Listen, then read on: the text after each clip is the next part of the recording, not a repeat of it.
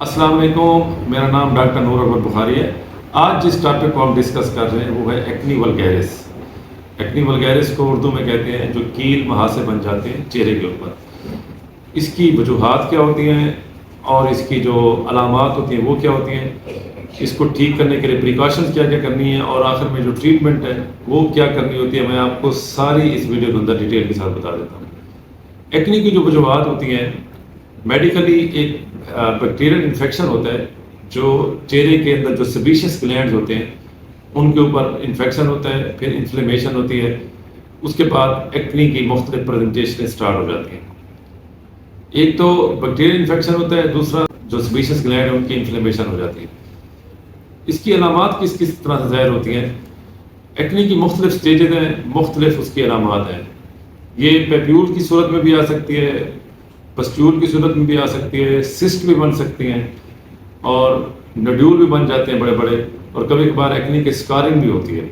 تو basically acne ان میں سے کسی بھی قسم سے پریزنٹ کرتی ہے۔ چونکہ یہ ان میں سے کسی ایک قسم سے پریزنٹ کرتی ہے تو وہ پھر اس کی ٹریٹمنٹ بھی ہم نے اس کے مطابق کرنی ہوتی ہے۔ اب جو اس کی ٹریٹمنٹ کرنی ہے، ٹریٹمنٹ سے پہلے سب سے پہلے اس کی احتیاطیں بہت ضروری ہیں۔ احتیاطوں کے اندر جو کھانے پینے کی روٹین ہے اس کو چینج کرنا ہے، ڈائٹ کو چینج کرنا ہے، اس میں آئلی چیزیں وہ نہیں کھانی، اسپائسی چیزیں وہ نہیں کھانی۔ ملکی پروڈکٹ سے بھی کچھ لوگوں کو ہوتی ہے، وہ بھی آپ اس کو بھی اوائڈ کر سکتے ہیں۔ نٹ سے ہوتی ہے، فش سے ہوتی ہے، میٹ سے ہوتی ہے، تو ان چیزوں کو اوائڈ کرنا ہے۔ یہ ہر انڈیویجول کے اندر ویریشن ہوتی ہیں، کسی انڈیویجول میں یہ کسی اور ڈائٹ سے ہو رہی ہوتی ہے، کسی انڈیویجول میں کسی اور سے ہو رہی ہوتی ہے۔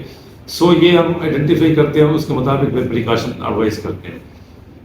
نے کسی قسم کی دوسری کریم نہیں اپلائی کرنی ہوتی، یہ پریکاشن کرنی ہے۔ پرٹیکولرلی اسٹیرائڈس کریم جیسے ہوتی ہیں، بٹنوویٹ ہے، ڈرموویٹ ہے، وہ آپ نے نہیں اپلائی کرنی، کیونکہ اس سے یہ چہرے کے اوپر جو ایکنی ہے وہ شدید سیویئر ہو سکتی ہے اور زیادہ کمپلیکیشن اس کے اندر آ سکتی ہیں۔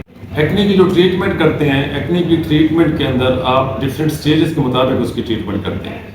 جیسے انیشلی ہم نے اس کی ڈفرینٹ سٹیجز ڈسکس کی ہیں، تو اس کے مطابق ٹریٹمنٹ کو بھی اس طرح سے پلان کرتے ہیں۔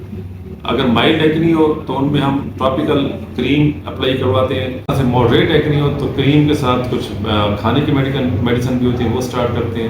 ان میں اینٹی بایوٹکس ہوتی ہیں اور ان میں آئسوٹریٹنائنس کے فارمولے کی میڈیسن ہوتی ہیں۔ اور اسی طرح سے اگر سویئر نوڈولر ایکنی ہو تو اس میں پھر آپ کو کچھ انجیکٹیبل بھی ساتھ ایڈ کرنے پڑتے ہیں اور کھانے کی میڈیسن زیادہ ایڈ کرنی پڑتی ہے۔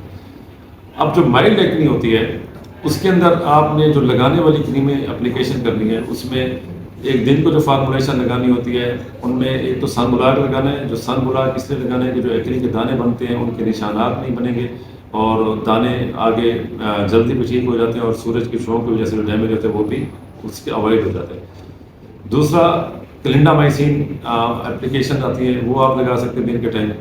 جو رات کو لگاتے ہیں اس میں ڈفرینٹ ہے، بینزائل پیروکسائڈ ہے، ٹریٹینین ہے، ایڈیپلین ہے، اور یہ ان کا طریقہ ڈفرینٹ ہوتا ہے۔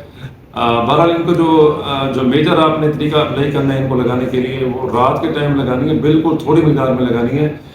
اس کو ہم اکثر کہتے ہیں کہ آپ ٹوتھ پک کے ساتھ یا کاٹن بڈ کے ساتھ بالکل متاثرہ جگہ کے اوپر، دانے کے اوپر لگائیں، اور بالکل تھوڑی مقدار میں لگائیں، اور آدھے گھنٹے 40 منٹ کے بعد بے شک ریموو کر سکتے ہیں۔ تو رات والی اپلیکیشن آپ نے ایسے کرنی ہے۔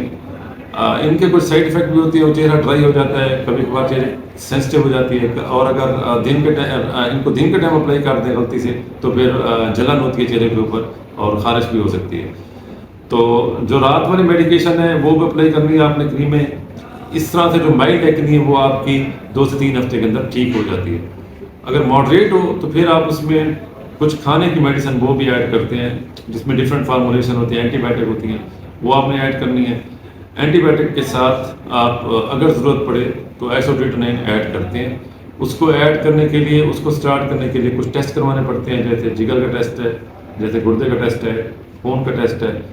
تو آپ ڈفرینٹ ٹیسٹ کرواتے ہیں۔ اس کے سٹارٹ کروانے کے لیے آپ نے یہ ہسٹری پوچھنی ہے کہ کسی فیمیل اگر پیشنٹ ہے تو ان کو پریگننٹ نہیں ہونا چاہیے، اور ینگ میرڈ فیمیل میں بھی آپ یہ نہیں دیتے آئسوٹریٹنائن۔